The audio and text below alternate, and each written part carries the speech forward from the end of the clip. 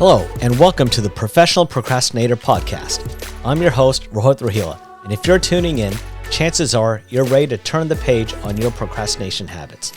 Each episode is a step towards action. No guilt, just positive energy and better strategies. Let's jump in and make procrastination a thing of the past. Hello, everyone, and welcome to the very first episode of the Professional Procrastinator podcast.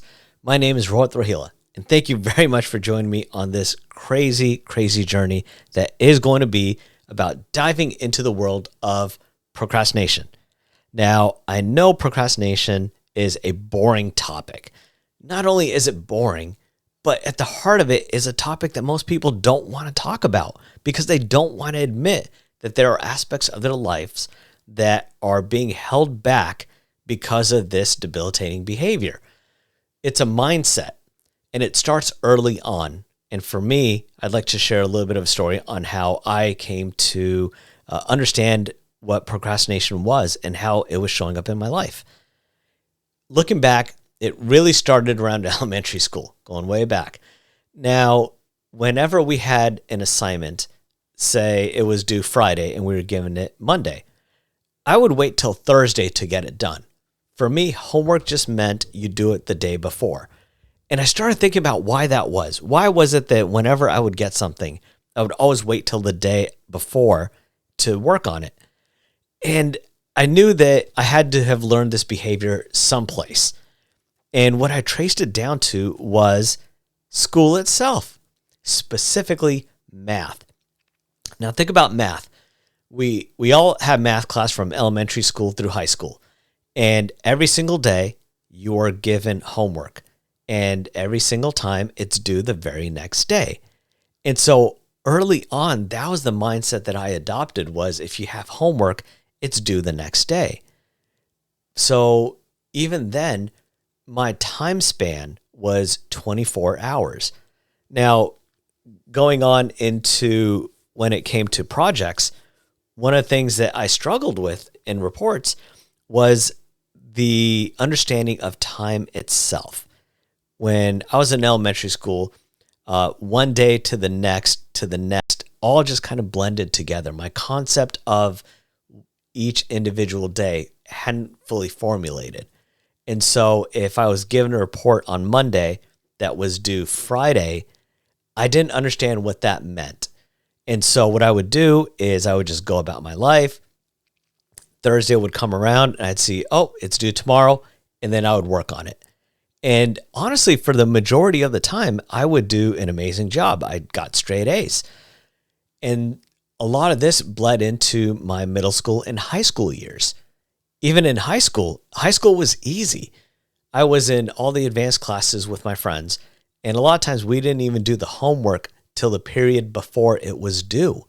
I still remember sitting at the lunch table when a project was coming up and all of us are sharing our notes with each other and we're essentially working on our projects together right before they're due. And again, we nailed it. The long-term consequences of procrastination weren't there yet. If you procrastinate in school, you don't understand how the long-term effects are going to penetrate throughout all aspects of your life. But as an adult, it's different. As an adult, it truly does permeate through all various aspects of your life. One of my favorite quotes is, how you do anything is how you do everything. And when people tell me that they only procrastinate in a certain aspect of their life, let's just say your professional life, you know you've got some reports coming up, it's almost the end of the quarter, you're behind on your sales, and that's when you kick it up into extra gear. And most people have even conditioned themselves into believing that this behavior, what we'll learn later on is called crisis mode, holds them back. But so many people think the opposite. They think they thrive when it comes to meeting deadlines. They think that they thrive when it comes to approaching deadlines. They feel like they perform at their best because now all of a sudden you have outside the box thinking. And what you might not have done before, you're more willing to do now. But again, how you do anything is how you do everything. So if you procrastinate in your professional life, I promise you, it's showing up in your personal life as well. It's showing up in your relationships. It's showing up in your long-term goals. It's showing up in your short-term goals.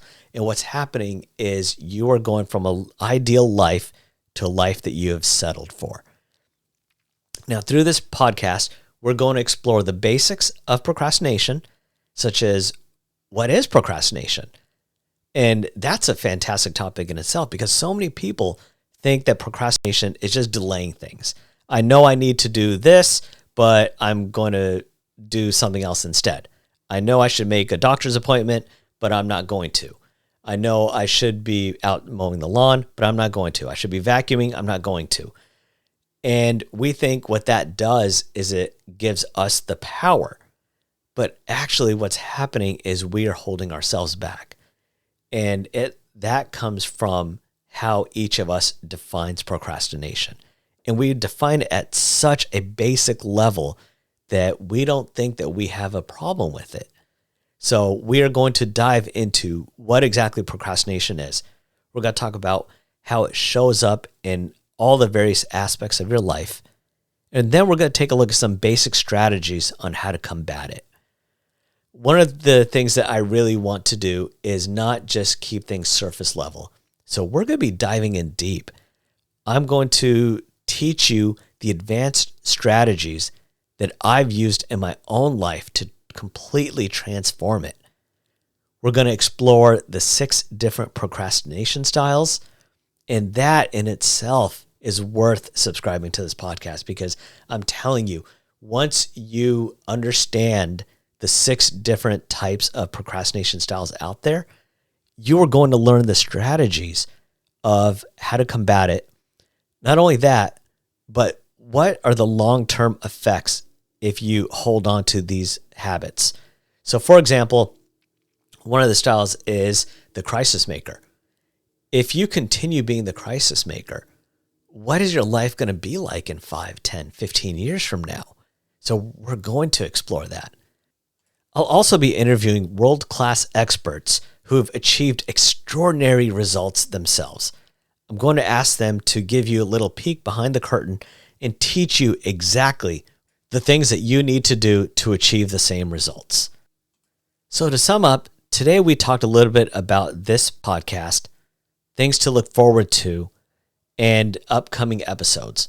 Now remember, whether you're a chronic procrastinator or a sporadic one, there's always a way to make it work for you.